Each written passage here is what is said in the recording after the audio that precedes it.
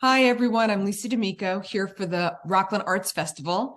I have the wonderful pleasure of speaking to Ashley Gerst about her piece in the festival. So, Ashley, I am really thrilled to be speaking to you and hearing more about this piece. So, I will be quiet and you take it away. Thank you. I am thrilled to be here, and thank you so much for accepting my work into the festival. I was checking out the website, Facebook page, and there's just such wonderful work. So I'm very honored to be a part of it. So my name, as I already mentioned, is Ashley Gerst. I am an animator and college professor new to Rockland County. I lived in New York City for 13 years before moving here. And then before that, I am originally from Cleveland, Ohio. So I got my undergraduate at Cleveland Institute of Art. And then I moved to Manhattan to go to School of Visual Arts, which I graduated from there and then worked in the greater New York City area and still do, but I made the move up north a little bit. To Rockland County, which has been a wonderful experience.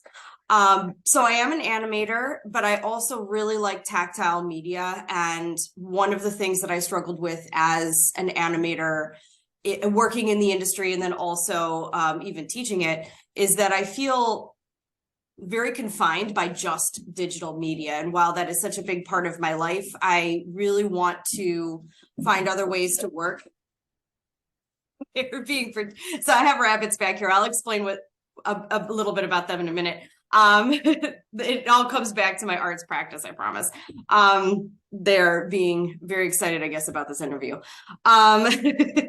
So most of my work is tactile or sculptural in its form. And so one of the ways that I try to tie it into animation is I will do all of my animations very digitally still. So all of my characters and things like that for my independent films are either 3D animated or 2D animated. And then my backgrounds are a mixture of like tapestries that are embroidered. They could be sculptural sets that are kind of small sets. So think like Netflix's new film Pinocchio or Wendell and Wild, Coraline, Nightmare Before Christmas. So I love all of those types of things, and I try to incorporate those things in some of my my work. And one of the things that I struggle to do is find color and the size of the yarn or size of the embroidery thread that works well, which is what these guys are for. Not just are they amazing and very sweet companion animals, but they are German Angoras. So their hair or fur gets harvested every 3 months, and then I can spin it into yarn and dye it the color that I want to. They are brand new. I got them for my birthday in September. My husband bought them for me. So I have yet to put this into practice with any of my work. So the work in the festival this year does not incorporate any of their contributions, but I'm hoping that it will soon. I do have an example of the work that is in the festival here, and let me back up a little bit so I can stand up and show you this. It is a digital drawing that I had printed it's a company called Spoonflower, and they print it's really to print patterns for, like, say, curtains, wallpaper, and things like that. And dress fabric and so on, but I use it to print a large image, and then that image is embroidered. And so I have some examples of the detail here.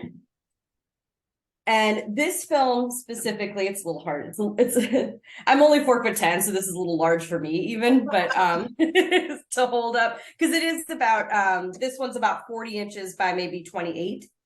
So the film takes place in a nondescribed or non-specified Rust Belt town, but it is absolutely based on my hometown in Cleveland. It takes place in 1970 when, kind of before the fall of Cleveland, when everything was still very factory-based, a lot of pollution, unfortunately. So a lot of the backgrounds in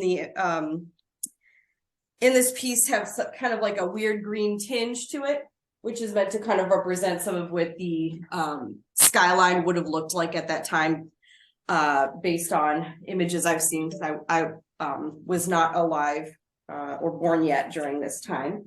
It takes place in 1970 and follows it's a heartfelt horror story and follows the lives of a single mom who's in maybe her mid 40s, and her adult teenage daughter. She's about 19, living and going through their lives in this Rust Belt town. And their relationship is very strained, as many teenage relationships are, especially mother and daughter relationships when their daughter is a teenager. And they begin to grow closer once they realize they're being haunted by the same force in their home.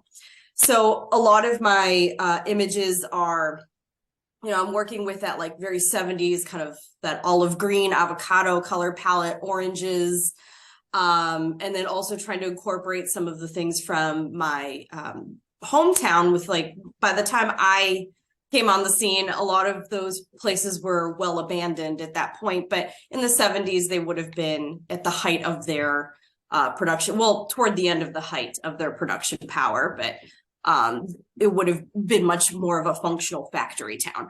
And so I am representing that in much of the embroidery tapestries that I'm doing, as well as the physical sets that I'm creating. Ashley, listen, Ashley, I already follow you, and I strongly recommend everyone else follow Ashley. I will include that information in the video, because going on a journey with Ashley is like a party you hope never ends. Oh my goodness. Thank you so much. Thank you so much for joining us today. Yeah, absolutely. It was my honor.